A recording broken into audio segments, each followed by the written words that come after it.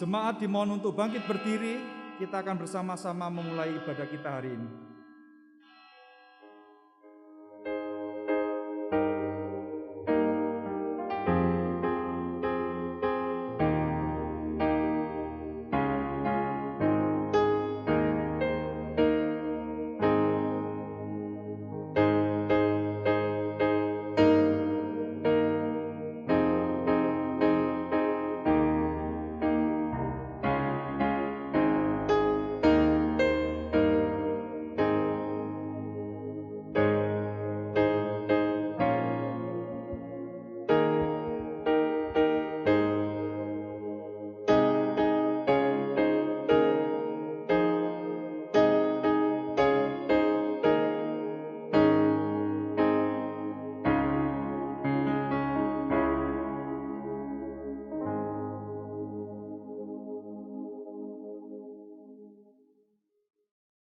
Ibadah kita pada hari ini dimulai dengan sebuah pengakuan bahwa pertolongan kita adalah datang dari pihak Tuhan, Allah pencipta langit dan bumi, Allah yang senantiasa menyertai umat pilihannya. Kiranya kasih karunia dan damai sejahtera dari Allah Bapa dan Tuhan kita Yesus Kristus menyertai saudara-saudara sekalian. Amin. Shalom, selamat pagi. Jemaat yang setia dan yang mengasihi Tuhan. Selamat datang dalam ibadah online Gereja Kristen Kalam Kudus Kupang Jaya. Pujian adalah bagian dari kehidupan Kristen yang sejati. Mari kita akan bersama-sama datang menyanyi dan bersorak bagi imam besar yang agung, Yesus Kristus Tuhan kita, yang akan kita sembah di dalam ibadah kita pada pagi hari ini. Nyanyi dan bersoraklah bagi Dia. Pujian dan hormat hanya bagi Dia, Raja di atas segala raja.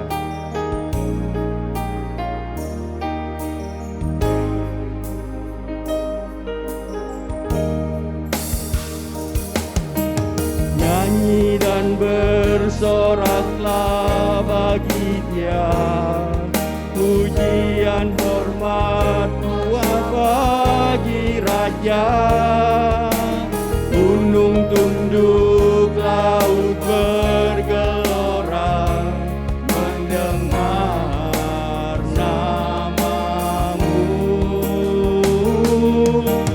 Ku bersuka atas perbuatanmu, selamanya ku kasihi Engkau Tuhan. Tiada janji seperti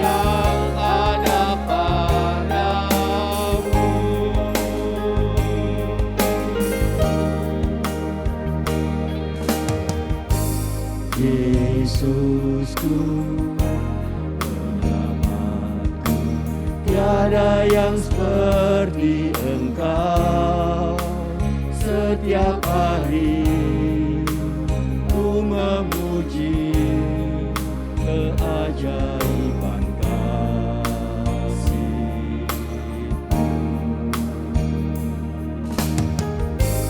Penghibur, menara kekuatan,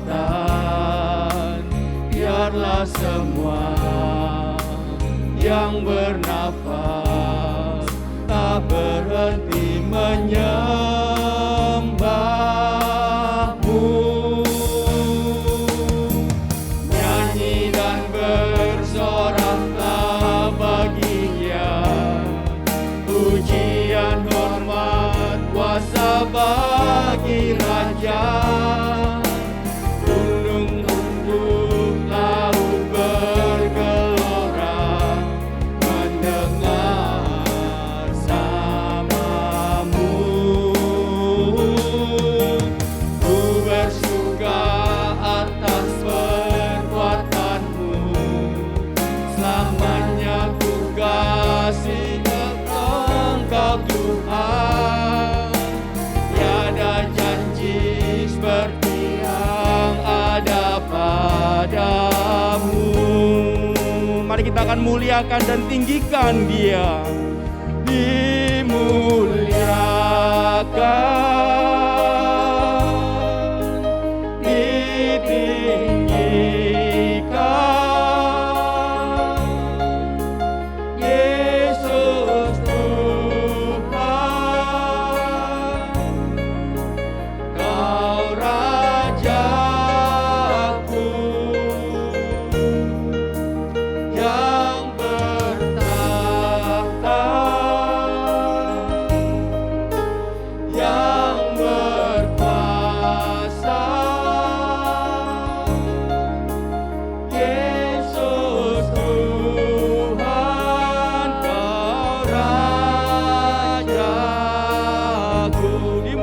dimuliakan dan ditinggikan.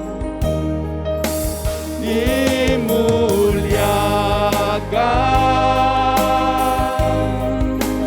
ditinggikan,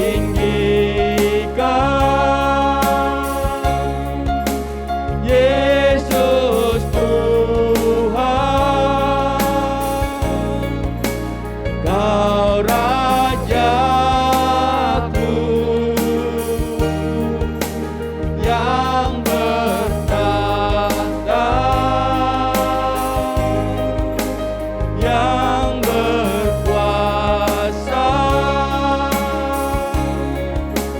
Yesus Tuhan, Kau Rajaku.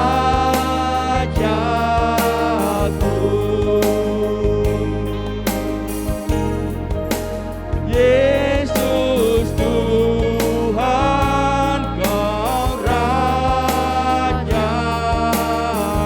Bersama-sama katakan, Yesus Tuhan, Engkau Rajaku. Yesus Tuhan, Kau Rajaku.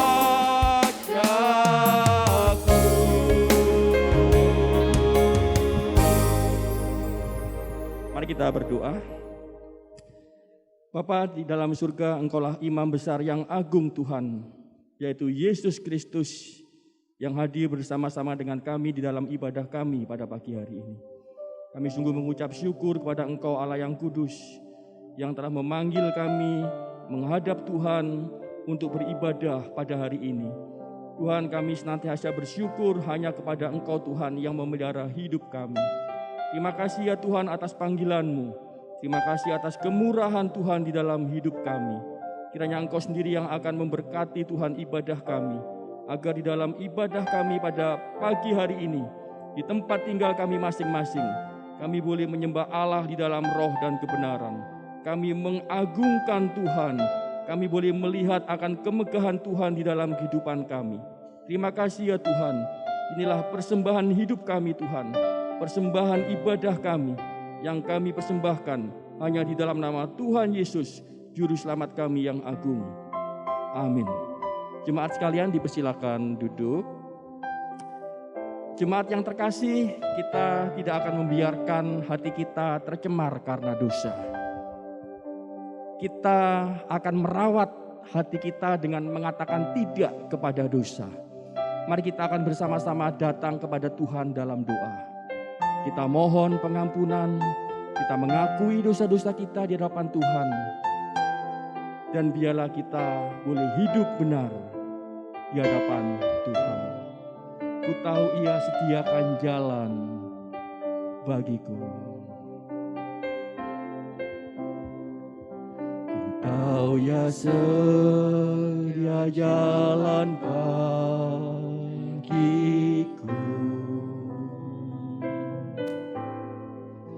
Ku tahu Ia sedia jalan bagiku.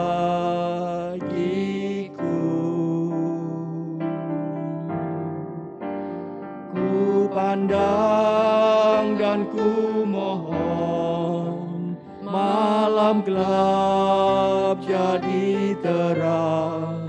Ku tahu Ia sedia jalan bagiku.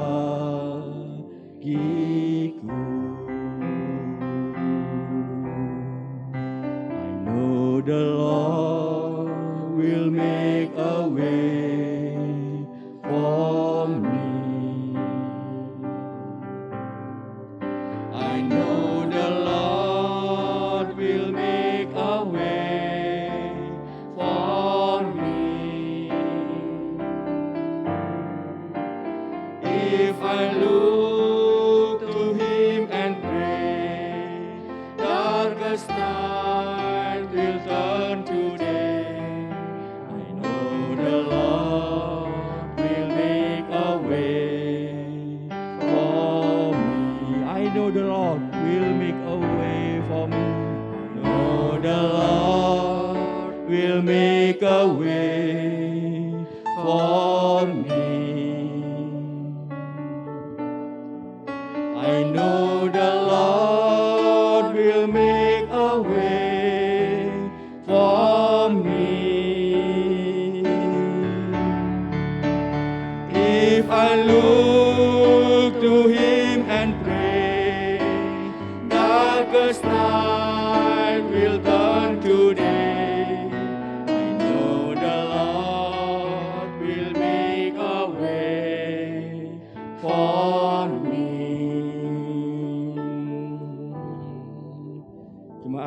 naikkan seru doa kita kepada Tuhan. Dia Tuhan yang tidak jauh, Dia Tuhan yang dekat di hati kita. Mari kita mengakui dosa kita, mohon pengampunan dari Tuhan.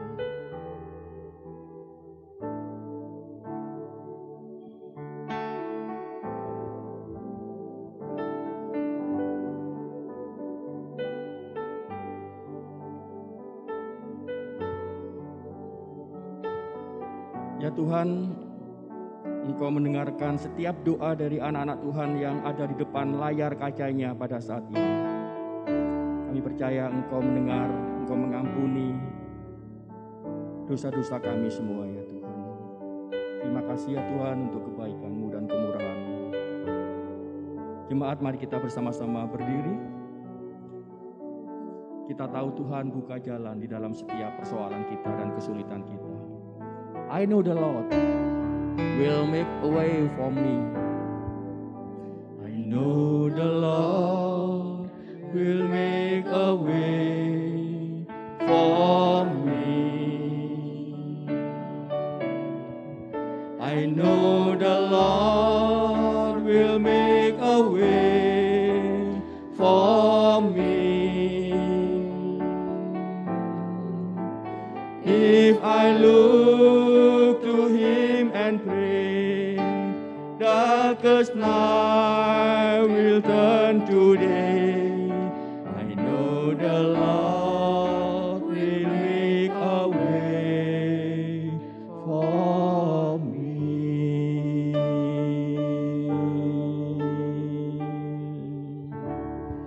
Mari kita akan bersama-sama mengikrarkan pengakuan rasuli yang berbunyi demikian.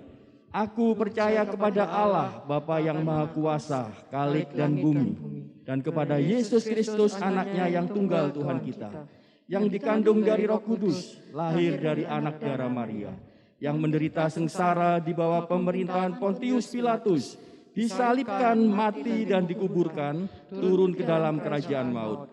Pada hari yang ketiga, bangkit pula dari antara orang mati, naik ke surga, duduk di sebelah kanan Allah, Bapa yang Maha Kuasa. Dan dari sana Ia akan datang untuk menghakimi orang yang hidup dan yang mati. Aku percaya kepada Roh Kudus, gereja yang kudus dan am, persekutuan orang kudus, pengampunan dosa, kebangkitan tubuh, dan hidup yang kekal. Amin. Jemaat masih dalam tetap berdiri, kita akan menikmati kebaikan Tuhan. Kebaikan Tuhan adalah kemurahan Tuhan di dalam hidup kita. Kita akan terus hidup di dalam kebaikan Tuhan. Allah itu baik, sungguh baik bagiku. Mari dengan penuh sukacita kita akan melihat kemegahan Tuhan. Kita akan memuji Tuhan karena Dia baik bagiku.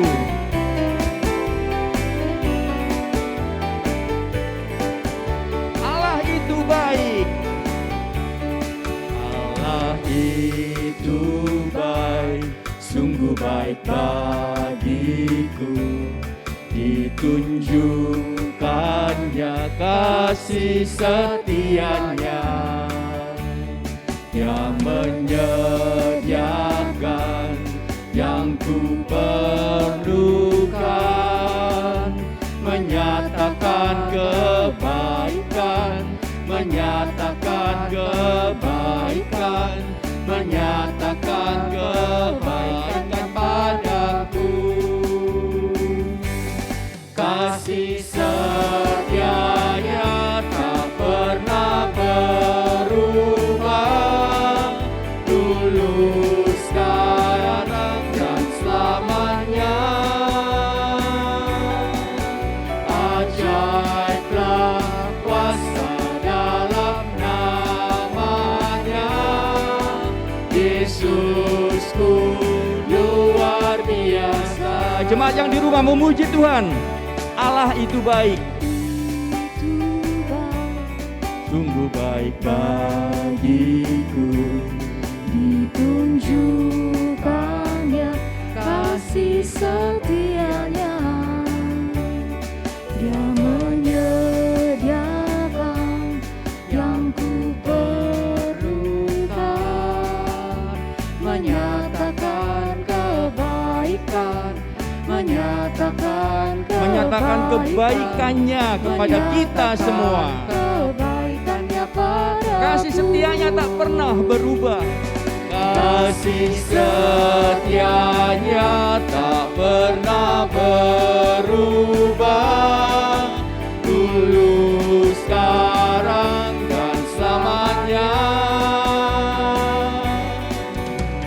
Ajaiblah kuasa dalam namanya, Yesusku luar biasa. Kasih setianya tak pernah berubah, dulu, sekarang, dan selamanya.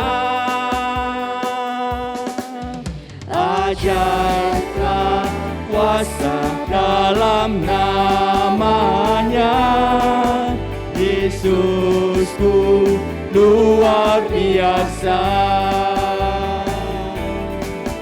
Yesusku luar biasa. Semuanya katakan, Yesusku luar biasa. Yesusku luar biasa. Puji Tuhan, kalau kita boleh memiliki Allah yang baik, Allah yang bermurah hati di dalam kehidupan kita, sehingga membuat kita boleh terus berdiri di atas anugerah Tuhan. Jemaat yang terkasih, silakan duduk kembali. Tiba saatnya kita akan masuk dalam bagian yang terpenting dalam ibadah ini. Kita akan bersama-sama mendengarkan firman Tuhan yang akan disampaikan oleh Pendeta Chandra Udayana. Mari kita mohon pertolongan Tuhan agar kita membuka hati, membuka telinga, sehingga firman Tuhan yang hidup ini boleh terus menghidupi hidup kita. Mari kita akan menyiapkan hati kita dengan sebuah pujian, Yesus aku mengasihimu. Setelah pujian ini berakhir, mimbar saya serahkan kepada Pendeta Chandra Udayana untuk menyampaikan kebenaran firman Tuhan.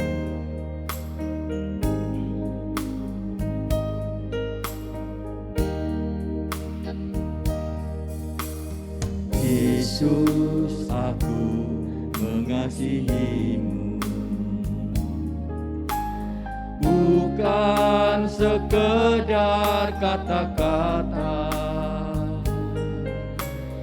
Yesus aku mencintaimu, bukan hanya ungkapan belaka. Aku ingin melayanimu, berbuat sesuatu untukmu. Jadikan aku sebagai alatmu untuk keagungan kemuliaan-Mu. Ku ingin melayanimu dengan sepenuh hatiku, melayani segenap jiwaku. Serahkan seluruh hidupku dalam pelukan tangan-Mu, untuk Yesus kekasih jiwaku. Yesus aku mengasihimu. Yesus aku mengasihimu, Bukan sekedar kata-kata. bukan sekedar kata-kata.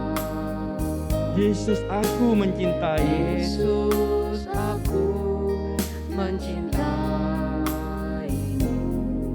bukan hanya ucapan belaka. Biarlah ini boleh menjadi tekad kita semua. Aku ingin melayanimu,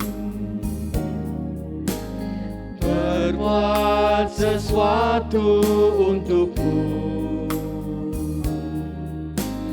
Jadikan aku sebagai alatmu untuk keagungan kemuliaan-Mu. Ku ingin melayanimu sepenuh hatiku, melayani segenap jiwaku. Ku serahkan seluruh hidupku dalam pelukan tanganmu. Untuk Yesus kekasih jiwaku, ku ingin melayanimu. Ku ingin melayanimu dengan sepenuh hatiku, melayani segenap jiwaku. Ku serahkan seluruh hidupku dalam pelukan tanganmu. Untuk Yesus kekasih jiwaku.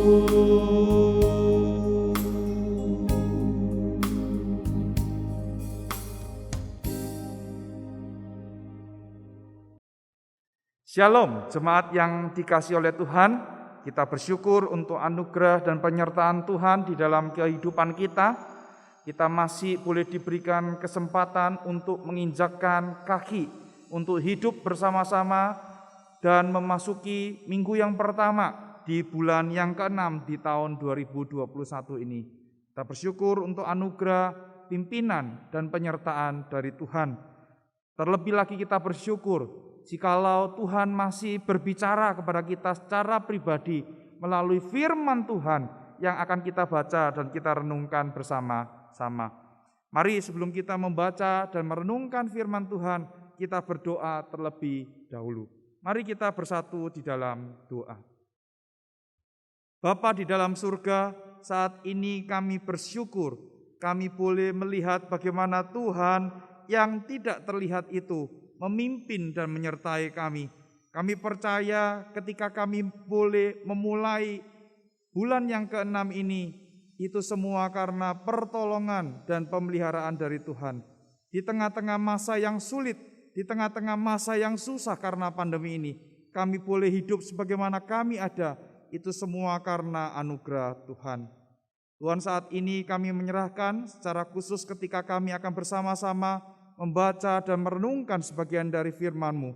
Kiranya firman yang akan kami baca dan kami renungkan boleh berguna bagi kehidupan kami, boleh menopang langkah kami, boleh menuntun jalan kami. Terima kasih ya Tuhan, pakai hamba-Mu yang penuh dengan kelemahan ini untuk menguraikan firman bagi setiap kami. Dengar doa kami di dalam nama Tuhan Yesus, Tuhan dan satu-satunya juru selamat kami berdoa. Amin. Bapak Ibu Saudara yang dikasihi oleh Tuhan, tema khotbah saya pada hari ini adalah tahirlah engkau. Mari saya mengajak kita membuka firman Tuhan yang terambil dari Injil Markus pasal yang pertama, ayat yang ke-40 sampai dengan ayat yang ke-45. Injil Markus pasal yang pertama, ayat yang ke-40 sampai dengan ayat yang ke-45.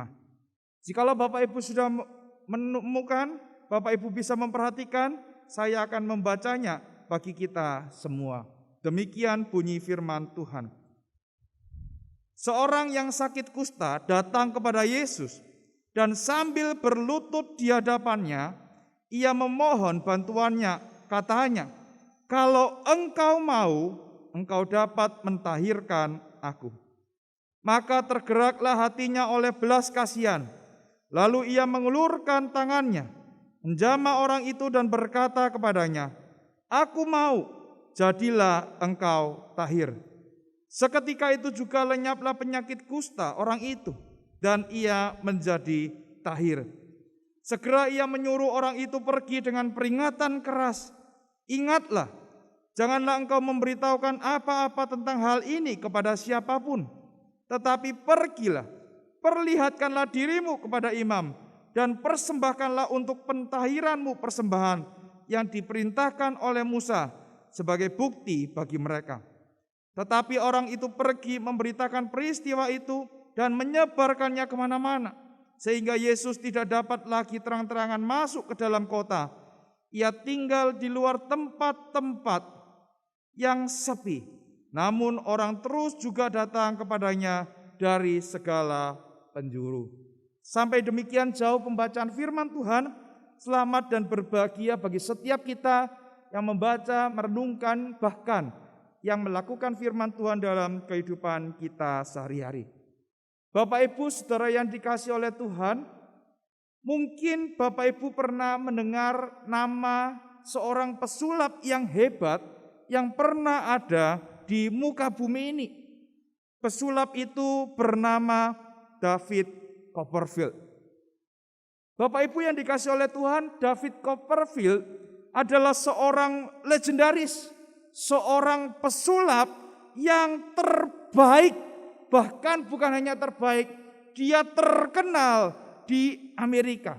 Bahkan saya boleh katakan bahwa David Copperfield bukan hanya terkenal di Amerika, tetapi dia juga terkenal di seluruh dunia. Kenapa? Dia bisa terkenal, bahkan dia bisa menjadi pesulap yang terbaik, bahkan menjadi legendaris di dalam dunia ini, Bapak Ibu. Pesulap yang memiliki nama asli David Saint Cotit itu telah melakukan beberapa aksi, beberapa trik yang membuat orang-orang yang menonton, baik secara live ataupun secara streaming, itu terkagum-kagum dan terpesona. Bapak Ibu mungkin ingat beberapa karya atau beberapa aksi David Copperfield yang membuat kita terkagum-kagum dan terpesona. Misalnya, David Copperfield pernah melakukan sebuah aksi dengan terbang di atas Grand Canyon. Ia juga pernah melakukan sebuah aksi menembus tembok China. Di dalam aksi itu digambarkan dia masuk ke salah satu sisi tembok China dan kemudian dia keluar dari sisi yang lain. Padahal kita tahu bahwa tembok China itu begitu tebal dan begitu kokohnya. Bahkan ia juga pernah menghilangkan patung Liberty yang begitu megah dan menjadi kebanggaan bagi warga Amerika. David Copperfield juga pernah menghilangkan kereta yang dikelilingi oleh orang banyak. Ia dapat terbang melayang seolah-olah dia itu bukan manusia biasa. Karena kita tahu manusia biasa tidak mungkin dapat terbang melayang. Bahkan aksi yang sangat mengagumkan itu adalah ketika ia berhasil menaklukkan air terjun Niagara. Bapak Ibu yang dikasihi oleh Tuhan, sebagai manusia yang lemah dan terbatas, saya yakin ketika kita menonton aksi ini, kita pasti terkagum-kagum, kita pasti terpesona. Karena apa? Ini sesuatu yang dilakukan, sesuatu yang dapat dilakukan bukan oleh manusia yang lemah dan terbatas. Tapi Bapak Ibu, kalau kita mau jujur, apakah memang benar pesulap ini dapat melakukan aksi yang begitu hebat seperti yang saya sudah paparkan tadi?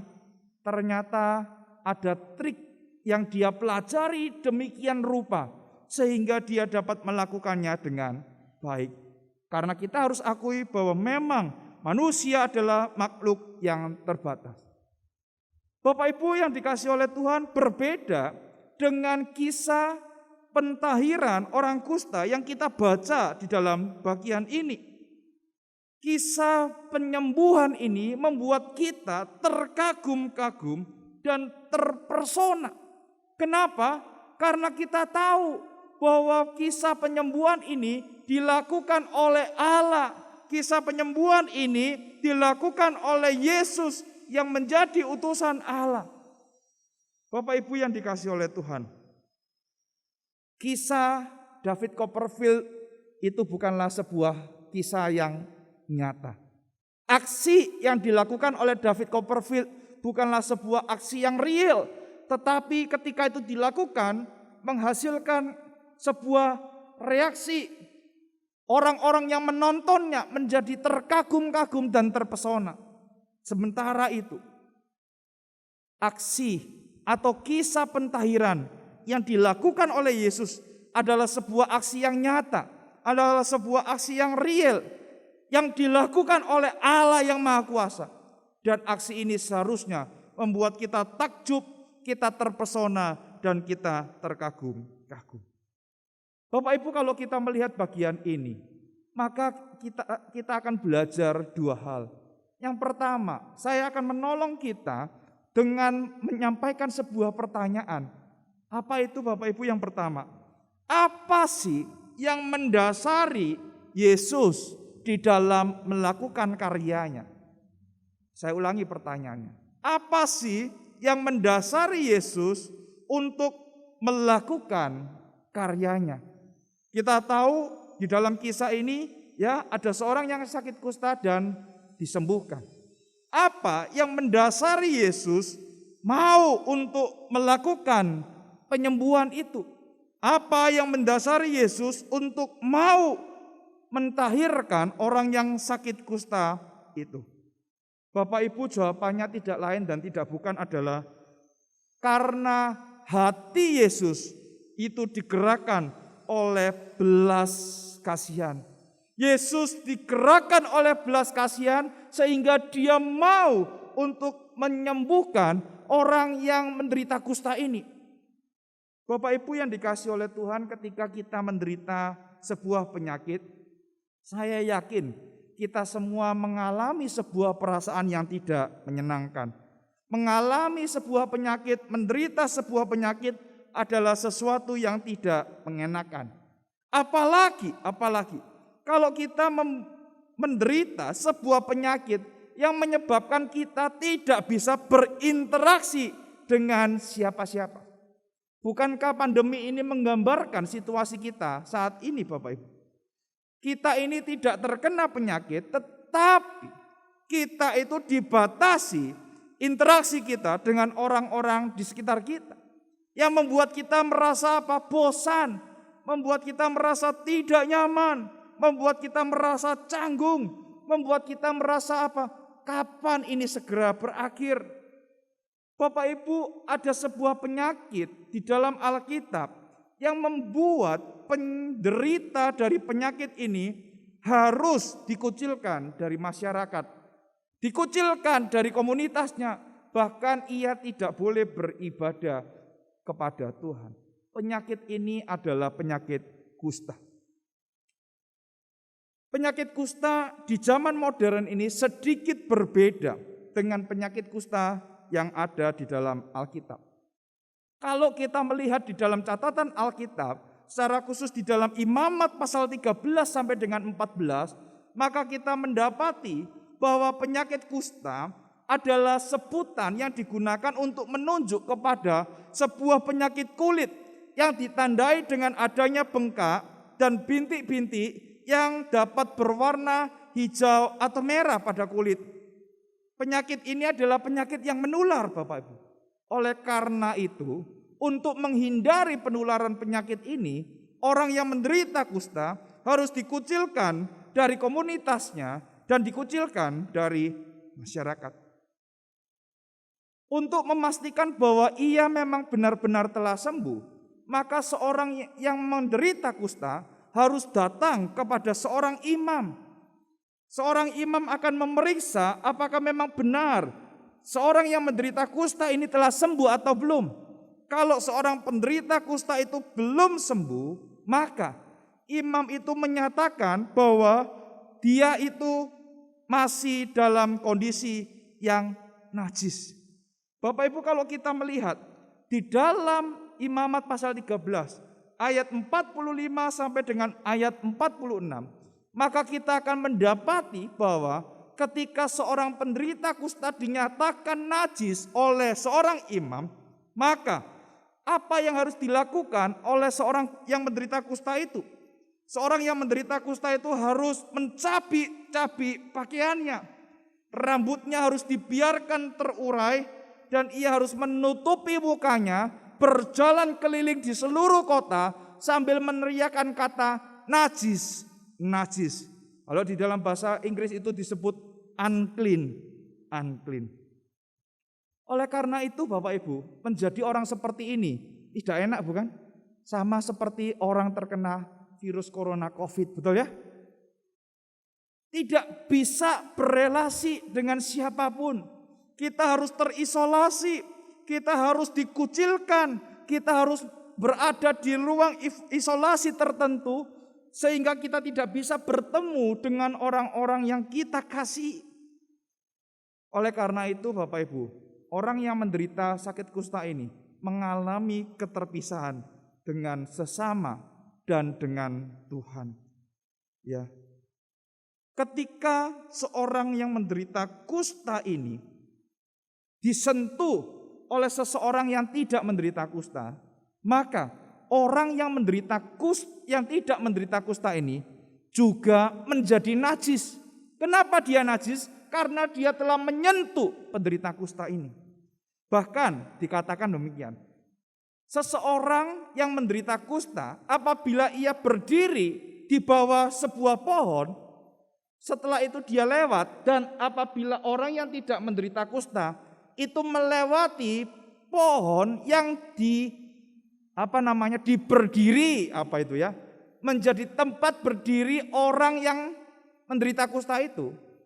Jadi misalnya nih ya, saya menderita kusta, saya berdiri di posisi ini ada pohonnya. Terus kemudian saya lewat, lalu ada orang lain yang lewat Bapak Ibu di tempat di mana saya pernah berdiri, maka orang itu pun juga menjadi najis. Oleh karena itu Bapak Ibu bisa membayangkan betapa beratnya menjadi orang yang terkena penyakit kusta ini. Dan dikatakan di dalam bagian Injil yang kita baca bersama-sama, orang ini datang kepada Yesus dan berlutut di hadapannya. Ia memohon bantuannya, katanya, kalau engkau mau, engkau dapat mentahirkan aku. Bapak Ibu, kedatangan orang yang menderita kusta ini merobohkan ikatan-ikatan yang tadi mengikat orang yang menderita kusta ini. Ia seharusnya berdiri dengan jarak tertentu. Kalau Bapak Ibu membaca di dalam catatan Injil Lukas pasal 17 ayat 12, sekalipun dia mau berjumpa Yesus, ia harus menjaga jarak. Dan ia berteriak dari jauh, Yesus sembuhkan aku. Tidak boleh ia datang mendekat dan kemudian berlutut di hadapan Yesus. Karena apa? Karena orang-orang yang ada sekitarnya itu dapat tercemar oleh karena keberadaannya. Bapak Ibu yang dikasihi oleh Tuhan, kedatangan orang yang menderita kusta ini menunjukkan apa? Menunjukkan bahwa ia yakin, ia percaya bahwa Yesus dapat menyembuhkannya. Dia memiliki iman bahwa Yesus dapat menjamah dia. Bahkan Yesus dapat mentahirkan dirinya. Bahkan Bapak Ibu, bukan hanya dia yakin Yesus dapat menyembuhkan, Yesus memiliki kuasa untuk menyembuhkan itu, tetapi Yesus adalah Allah yang berdaulat penuh. Perhatikan katanya, kalau engkau mau, engkau dapat mentahirkan aku. Ia yakin bahwa Yesus dapat mentahirkan dirinya. Tetapi semuanya ini kembali lagi kepada kedaulatan dia. Kembali lagi kepada otoritasnya dia sebagai Allah. Ia adalah Allah yang mempunyai kuasa untuk menyembuhkan. Bahkan dia punya hak untuk melakukannya atau tidak. Bapak Ibu yang dikasihi oleh Tuhan. Kalau Yesus mau, maka Yesus dapat menyembuhkan. Dan di dalam bagian ini, Yesus mau menyembuhkan. Karena apa? Karena hatinya digerakkan oleh belas kasihan. Bapak Ibu yang dikasihi oleh Tuhan, apa yang kita pelajari hari ini? Ketika Tuhan mengatakan, aku mau, tergeraklah Yesus oleh belas kasihan, lalu ia mengulurkan tangannya, menjamah dia, dan berkata kepadanya, aku mau, jadilah engkau tahir. Bapak Ibu, penderita kusta ini pasti mengalami sebuah pergolakan emosi yang sangat dalam. Kenapa? Karena bertahun-tahun tidak ada orang yang berani bersentuhan dengan dia. Sama Bapak Ibu ya, di masa pandemi ini kita mau salaman aja. Ingat, salaman tidak boleh langsung begini, harus jaga jarak, betul ya? Tetapi sekarang Yesus menjamahnya dan mengatakan, engkau tahir. Bagaimana perasaannya? Dia tentunya dipenuhi dengan sukacita. Karena sudah begitu lama tidak ada orang atau kerabat atau relasinya yang mau berinteraksi dengan dia. Bapak Ibu, Dr. Paul Brand, seorang perintis misionaris medis di abad 20 di India, itu telah melakukan sebuah perubahan stigma terhadap penyakit kusta. Saat dia bertemu dengan pasien, ia menyentuhnya. Bahkan ia mengatakan kepada pasiennya bahwa ia bisa sembuh. Ketika Dr. Paul Brand ini menyentuhnya, lalu penderita kusta ini menjadi menangis terharu-haru. Kenapa Bapak Ibu? Karena bertahun-tahun tidak ada orang yang melakukan hal itu kepadanya. Dari segi emosi kemungkinan orang ini begitu takjub, begitu kagum, begitu terpesona. Karena Yesus menerobos tatanan sosial yang ada pada waktu itu. Ia menyentuh, menjamah dan menyembuhkannya. Bahkan kalau kita melihat Bapak Ibu, orang yang sakit kusta ini adalah orang yang yakin sepenuhnya bahwa Allah punya hak penuh atas kuasanya. Bapak Ibu yang dikasih oleh Tuhan, bagaimana dengan kita ketika kita menghadapi pergumulan kehidupan ini? Ketika kita menghadapi permasalahan di dalam kehidupan ini?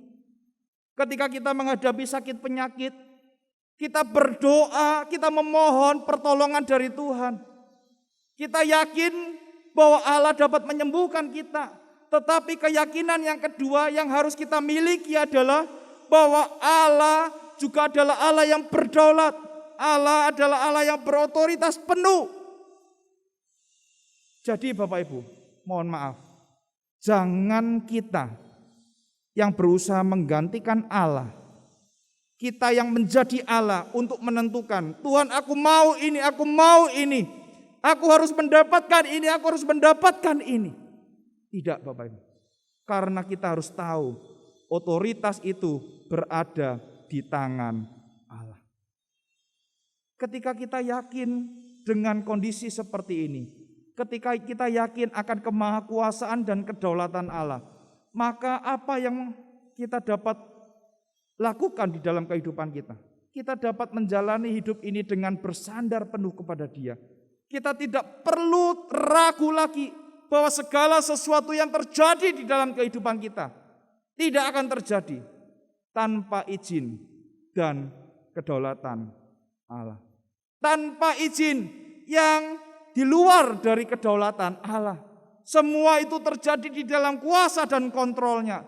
Dan saya yakin semua itu dapat dipakai untuk memuliakan Tuhan.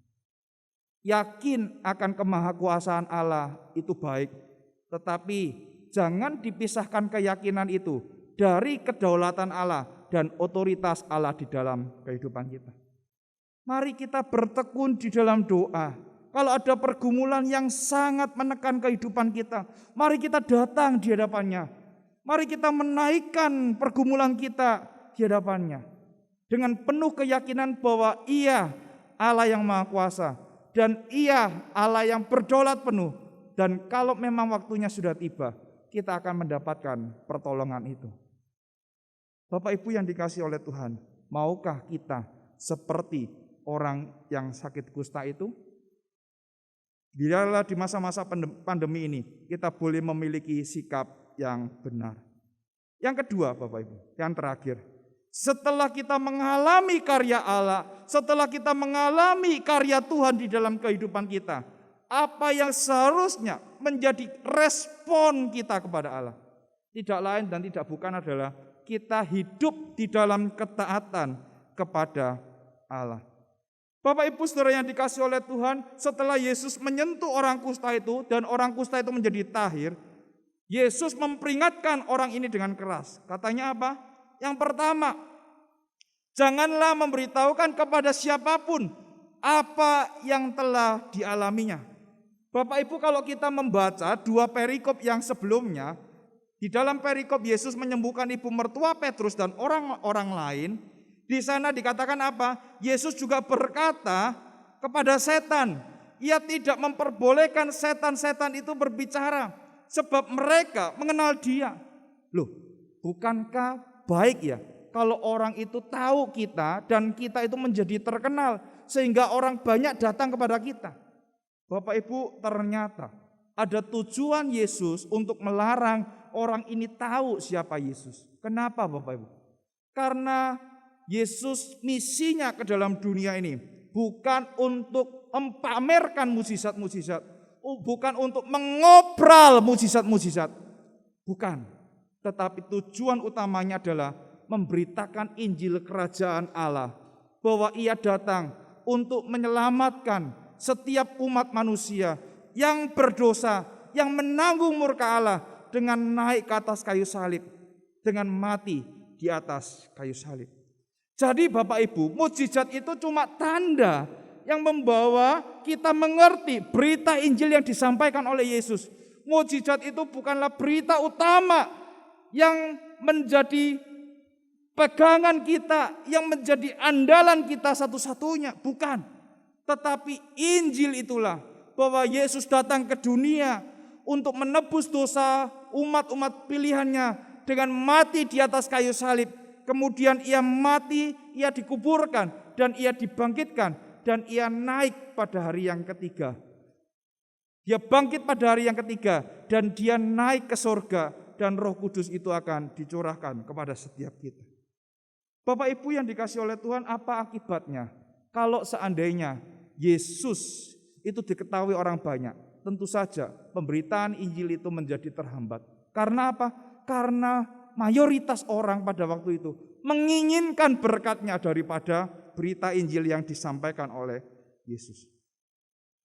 Di perikop sebelumnya Bapak Ibu, setelah Yesus melarang setan-setan itu berbicara, Yesus mempunyai kesempatan yang baik untuk pergi memberitakan Injil. Tetapi orang kusta ini hidup di dalam ketidaktaatan. Apa itu? Dia menceritakan kepada orang banyak, dan apa yang menjadi akibatnya? Yang menjadi akibat adalah Yesus tidak lagi terang-terangan, tidak dapat lagi terang-terangan masuk ke dalam kota. Ia tinggal di luar, di tempat-tempat yang sepi. Ketidaktaatan membawa sebuah konsekuensi. Oleh karena itu Bapak Ibu, seorang penafsir mengatakan ini adalah sebuah ironi di dalam bagian ini. Kenapa? Di awal orang penyakit kusta ini begitu baik, tetapi di akhir tidak begitu baik. Itu yang pertama.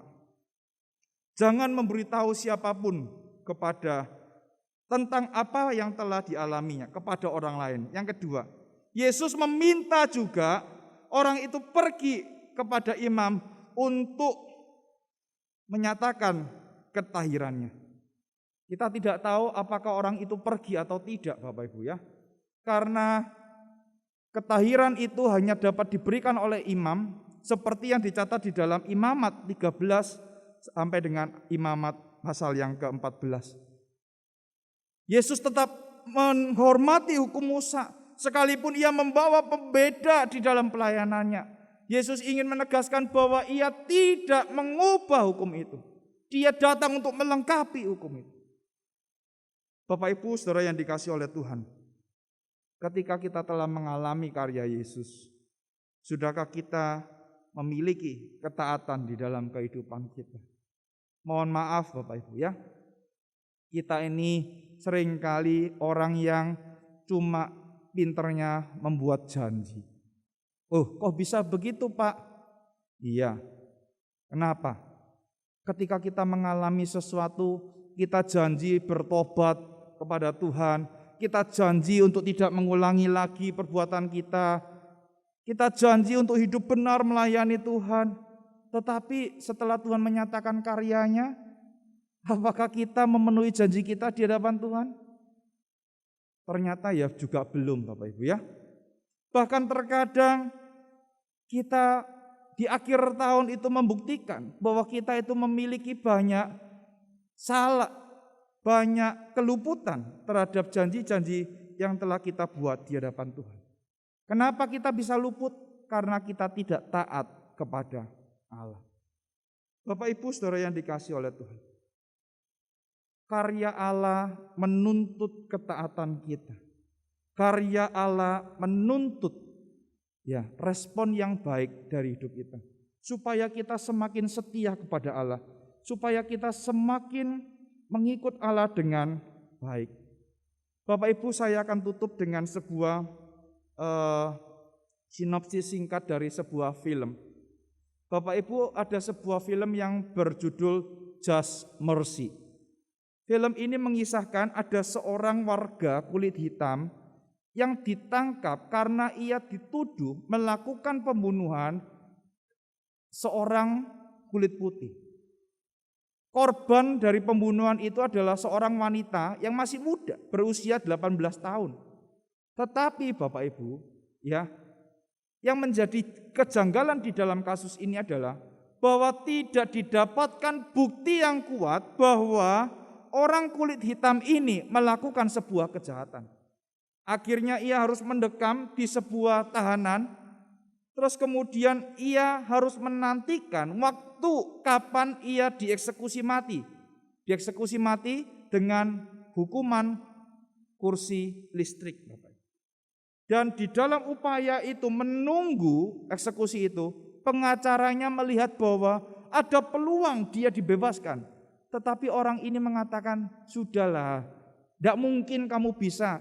Karena apa? Karena di dalam kota ini harus ada seorang kulit hitam yang harus dihukum mati untuk menggantikan satu dan lain hal.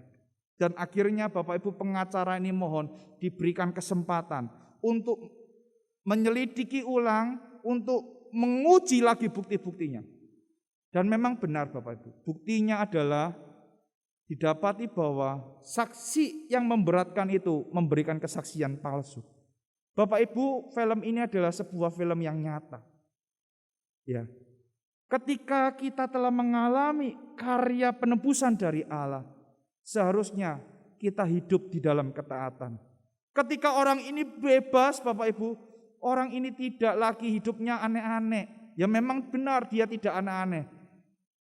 Pelajaran di dalam penjara yang cukup lama itu membuat dia semakin tahu untuk apa dia hidup di dalam dunia ini. Dan dia meneruskan hidupnya setelah ia bebas dengan baik. Terlebih lagi kita umat pilihan Tuhan yang telah ditebus dan mengalami karya keselamatan itu. Bukankah seharusnya kita memberikan diri kita untuk melayani dengan sukacita, bukan? Bukankah seharusnya kita memberikan diri kita sebagai ucapan syukur kita kepada Tuhan? Bukan mengatakan begini, kalau Tuhan berkati aku mau baru melayani Tuhan. Kalau Tuhan kasih aku kesehatan, aku baru mau melayani Tuhan. Bukan, Bapak. Tetapi dengan kesadaran bahwa kita telah ditebus oleh Tuhan, kita telah mengalami karya Tuhan, kita mau hidup di dalam kebenaran dan ketaatan kepada Allah. Sudahkah kita memiliki ketaatan itu? Kiranya Tuhan menolong kita, memimpin, menyertai kita untuk senantiasa hidup di dalam ketaatan kepada dirinya. Tuhan Yesus memberkati. Mari kita bersatu di dalam doa. Bapa di dalam surga, kami sungguh bersyukur jikalau pada hari ini kami boleh sekali lagi mendengarkan firman Tuhan. Kami tahu bahwa Allah yang kami sembah adalah Allah yang maha kuasa. Tetapi kami juga harus tahu bahwa Allah yang kami sembah adalah Allah yang berdaulat. Tidak ada sesuatu pun yang terjadi di dalam dunia ini tanpa izin Allah. Oleh karena itu ketika kami memohon belas kasihan Tuhan, biarlah pemahaman seperti ini kami miliki dan kami boleh menyatakan permohonan itu dengan tepat kepada Allah. Bapa di dalam surga, setelah kami mengalami karya Allah, biarlah kami juga dipimpin oleh Roh Kudus yang telah ada di dalam hati kami untuk hidup di dalam ketaatan kepada Allah. Ampuni kami jikalau seringkali kami melakukan ketaatan versi kami. Kami mau taat kalau ini, tetapi kami telah mengalami karya Allah itu, yaitu bahwa kami telah diselamatkan. Kami telah ditebus dari hidup kami yang sia-sia. Oleh karena itu, sudah seharusnya kami melayani Tuhan dan memberikan ketaatan di dalam kehidupan ini. Terima kasih ya Tuhan. Tolong kami untuk memasuki sisa-sisa waktu hidup yang Tuhan masih percayakan dengan ketaatan dan dengan keyakinan penuh bahwa segala sesuatu yang terjadi ada kekuasaan Allah, ada kedaulatan Allah yang tidak pernah jauh dari kami. Terima kasih ya Tuhan. Dengar doa kami, di dalam nama Tuhan Yesus kami berdoa. Amin. Puji Tuhan, kalau kita sudah diberi kesempatan oleh Tuhan sendiri untuk bersama-sama mendengarkan firman Tuhan yang sudah disampaikan oleh hamba-Mu. Jemaat yang dikasihi Tuhan, tidak ada alasan bagi kita untuk tidak bersyukur kepada Tuhan.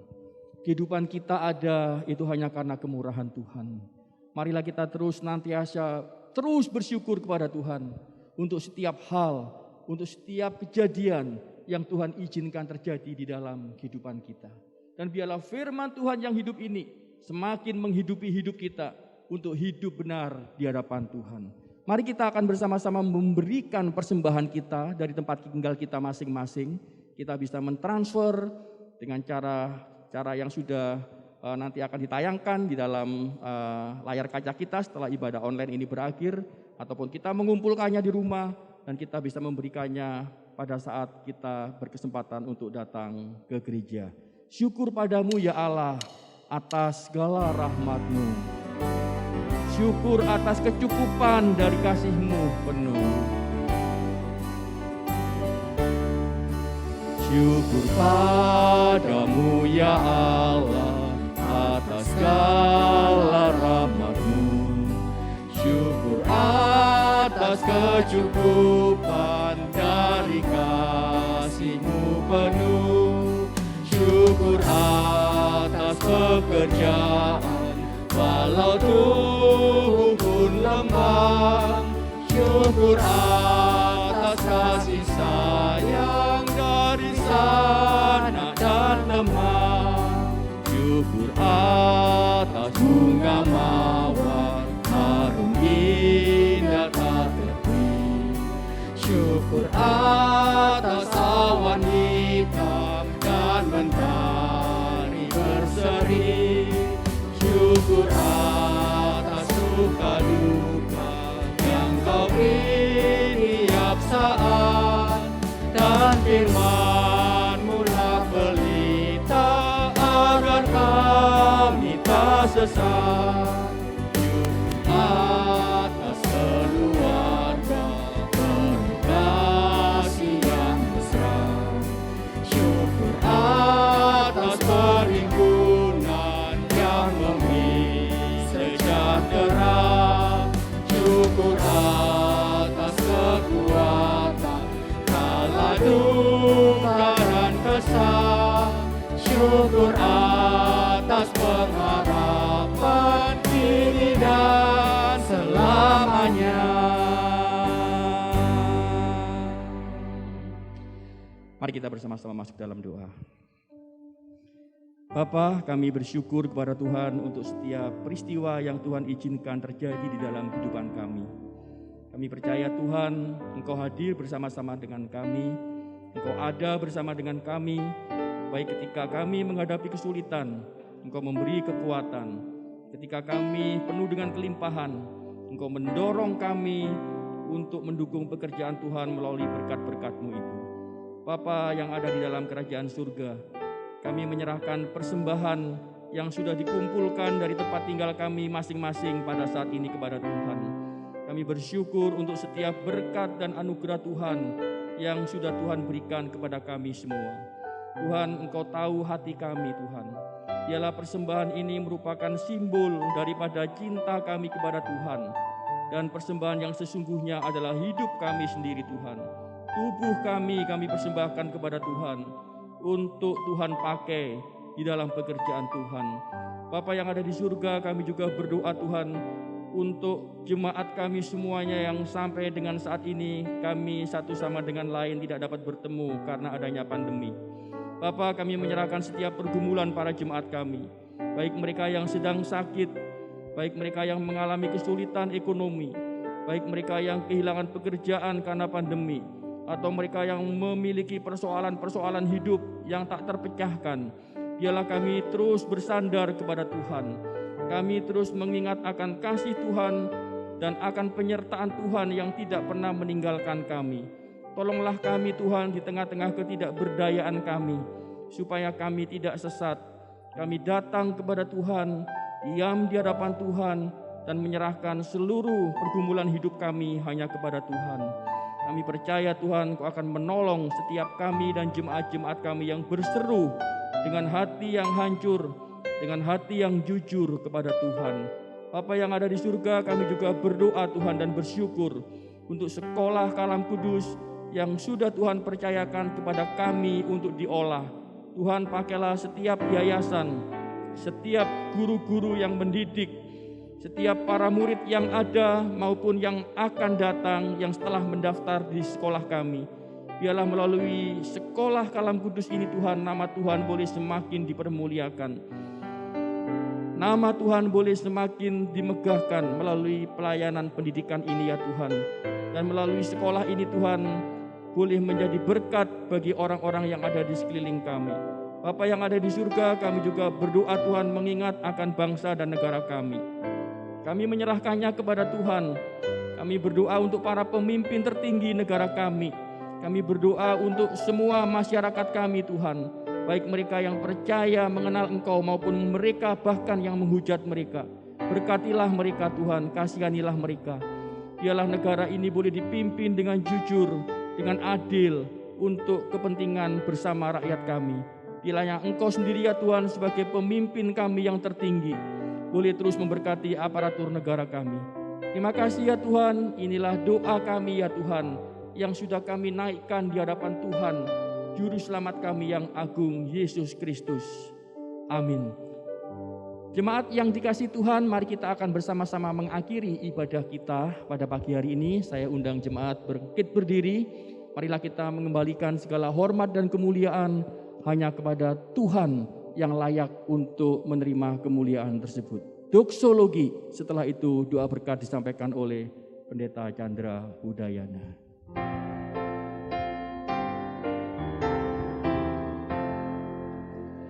Puji Allah sumber berkat, puji Dia semua ciptaannya,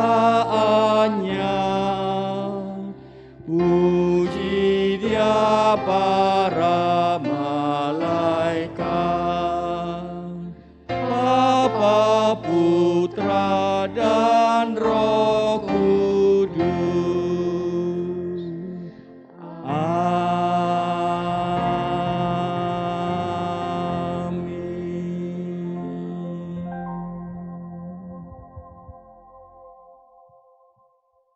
Jemaat yang dikasihi oleh Tuhan, mari kita mengakhiri ibadah kita hari ini dengan tetap bangkit berdiri dan kita bersama-sama mengarahkan hati kita dan menerima doa berkat.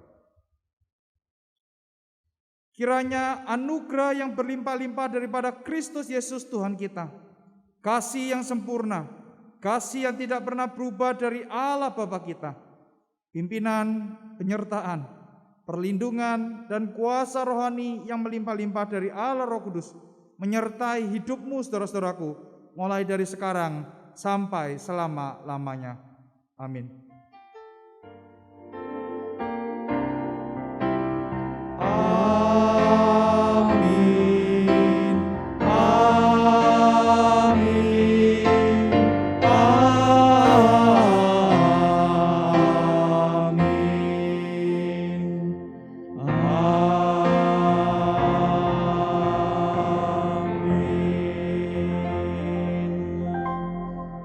Ibadah telah selesai, jemaat dipersilakan duduk, silakan mengambil saat teduh dan mohon kesediaannya sebentar mendengarkan beberapa warta gereja.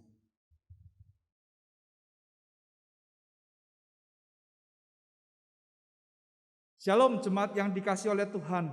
Kita bersyukur jikalau di bulan ini kita boleh bersama-sama memasukinya dengan pimpinan, pertolongan, dan anugerah Tuhan. Saya tetap berdoa supaya Bapak Ibu berada di dalam kondisi yang sehat, kondisi yang baik, supaya melalui kesehatan yang Tuhan berikan, kita boleh senantiasa menjadi berkat dan memuliakan nama Tuhan.